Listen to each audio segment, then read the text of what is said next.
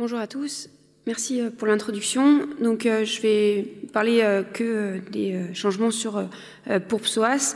Donc comme on vous l'a dit, c'est quand même une cause assez fréquente de douleurs de hanche et il y a besoin d'une analyse importante sur la cause du conflit. C'est-à-dire que si c'est un plot, une vis ou la cupule, ça change quand même votre prise en charge au niveau chirurgical. Au niveau des révisions acétabulaires, il faut le faire quand ça dépasse 10 mm selon la littérature et quand il y a un échec de ténotomie, mais avec un malpositionnement, avec une cause que vous pouvez corriger. S'il y a un échec de la ténotomie ou du traitement médical sans cause évidente à corriger, il ne faut pas aller à la révision acétabulaire, vous allez droit dans le mur. Après, il y a plusieurs situations au niveau du conflit psoas. Soit la prothèse elle est vraiment mal positionnée, et là finalement c'est presque le plus simple. Soit elle n'est pas si mal positionnée, mais vous avez quand même un grand débord antérieur de plus de 10 mm parce que vous avez une hanche dysplasique ou parce que vous avez une destruction du mur antérieur. Soit éventuellement vous avez quelque chose d'autre que la cupule qui frotte contre le psoas. C'est pour ça que, donc, on l'a dit, le scanner est très important. Et n'oubliez pas la longueur des membres inférieurs et l'offset que vous pouvez potentiellement corriger avec une chirurgie de reprise de la tige également. Donc la première cause, c'est le fait d'avoir un autre élément que la cupule qui entraîne le conflit, une vis, du ciment, un fragment osseux ou même on avait vu le polyéthylène. Dans l'idéal, il faut essayer d'éviter la révision ou alors d'y aller simplement pour enlever le conflit. Mais méfiance, changer la cupule alors que vous avez un morceau de ciment ou un bout d'os, c'est très agressif et vous avez un risque de non-amélioration, voire de complications. Donc essayez vraiment de limiter ces indications. Après, c'est pas si facile. Le deuxième point, c'est pas si facile. Alors souvent, c'est des premières révisions. Il n'y a pas forcément beaucoup de défects osseux. Il n'y a pas trop de complications, pas besoin de reconstruction très importante. Mais c'est quand même assez fréquemment sur des hanches un peu dysplasiques au niveau de la vallée du psoas. Et du coup, ça peut entraîner des difficultés à améliorer le positionnement de la cupule, même si le débord est assez important.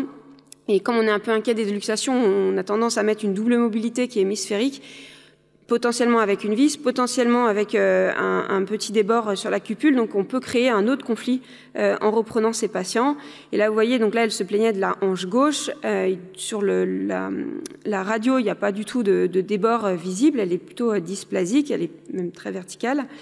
Quand on fait le scanner et quand on l'analyse un peu mieux, il y a une destruction de la corne antérieure, il y a un débord antérieur de plus de 10 mm au scanner. Et puis en plus de ça, elle était allongée, ce qui entraînait le conflit. Et donc l'objectif là, ça va être d'essayer de proximaliser la cupule, de l'antéverser un petit peu plus, mais vous n'aurez pas énormément de marge, de raccourcir un peu la jambe, mais du coup, il faut faire attention à la luxation. Et après, il faut discuter là, éventuellement une petite greffe antérieure au niveau de la corne. Après, vous avez les causes aussi assez, on va dire, faciles, où vous avez une rétroversion ou un défaut d'antéversion qui est assez évident, alors qu'il vous reste quand même un stock osseux important. Et là, vous pouvez faire une révision finalement assez simple avec une cupule de première intention ou une double mobilité si vous êtes assez inquiet, mais il n'y a pas de grande difficulté à ce moment-là. Et puis des fois, vous avez la cupule qui est plutôt bien positionnée, c'est simplement qu'elle n'est pas assez fraisée. Et pareil, vous avez de l'os en manière suffisamment, pardon. Et il suffit simplement de fraiser un petit peu plus loin, de garder une bonne antéversion. Attention, vous allez réduire un petit peu l'offset, donc si vraiment c'est risque d'instabilité, il faut penser à la double mobilité et éventuellement. Alors là, chez ce patient, on n'avait pas réduit tant que ça l'offset qui était déjà augmenté par rapport à la hanche contralatérale, mais on avait un risque d'instabilité si on le réduisait plus. Après, vous avez aussi les cupules trop grosses. Alors, les cupules trop grosses, c'est pas forcément toujours facile à reprendre et en diminuer la taille. Là, vous avez une cupule qui déborde en antérieur, en postérieur. Et finalement, comme vous avez déjà la place pour la cupule qui est faite, y aller de manière un petit peu cavalière en disant bon, je vais mettre plus petit, c'est facile. C'est pas forcément aussi facile que ça.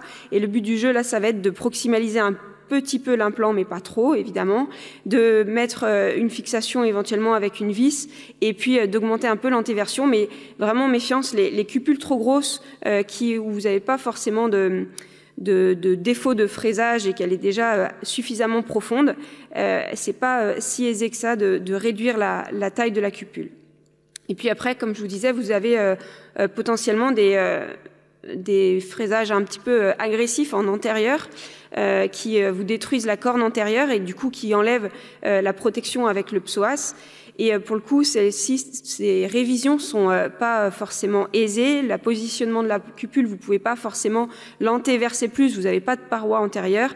Et là, ça peut se discuter de refaire une corne antérieure avec une greffe osseuse. Ça complique un petit peu les choses, mais c'est à peu près la seule solution pour améliorer le patient.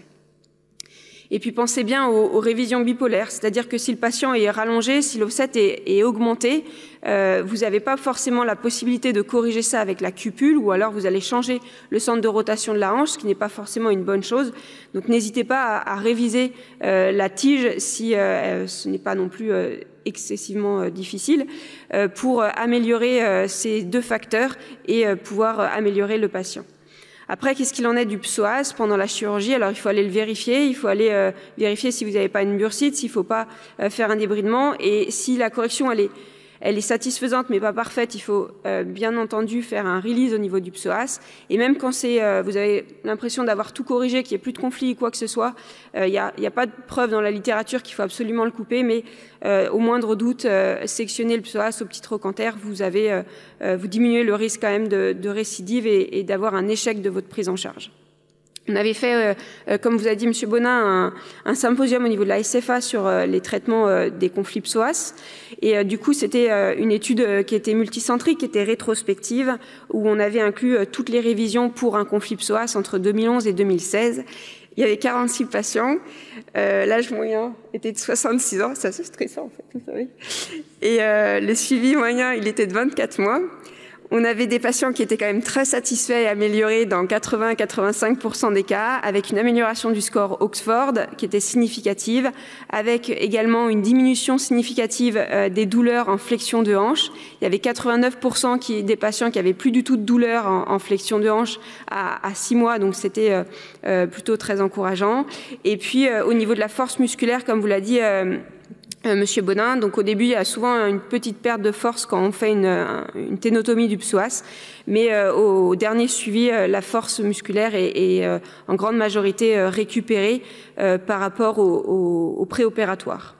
Donc en conclusion, il faut bien identifier la cause du conflit pour pas faire une révision pour rien, pour pas vous retrouver avec pas de paroi antérieure alors que vous aviez simplement pensé antéverser un petit peu plus votre cupule. Il faut vous méfier aussi des autres causes de vis, etc., de ciment qui peuvent entraîner le conflit. Les hanches dysplasiques et les défauts de paroi antérieure, vraiment méfiance, c'est pas facile de les corriger. Et attention à la longueur et à l'offset qui peuvent également entraîner des douleurs du psoas. Je vous remercie. Merci.